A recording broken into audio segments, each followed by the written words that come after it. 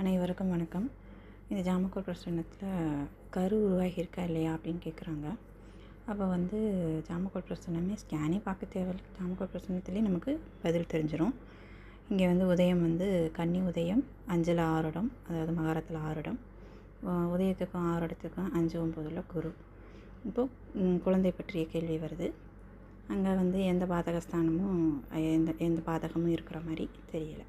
அப்போது அதே மாதிரி உதயத்தை நோக்கி பாம்பு வருது. சூரியன் கடந்து சென்றிருக்கு.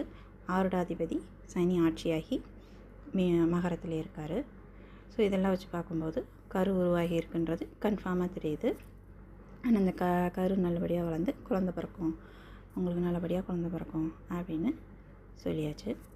ஸோ இந்த மாதிரி எந்த வித கேள்வியும் நம்ம எந்த ஒரு டெஸ்ட்டும் எடுக்க தேவையில்லை, எதுவும் பண்ண தேவையில்லை. பார்த்தோன்னுமே உடனே நம்ம சொல்லிடலாம் கரு உற்பத்தி ஆகிருக்கு அப்படிங்கிறத. இந்த மாதிரி என்னன்னாலும் ஜாமக்கோல் பிரசனத்து மூலியம் சொல்லலாம்.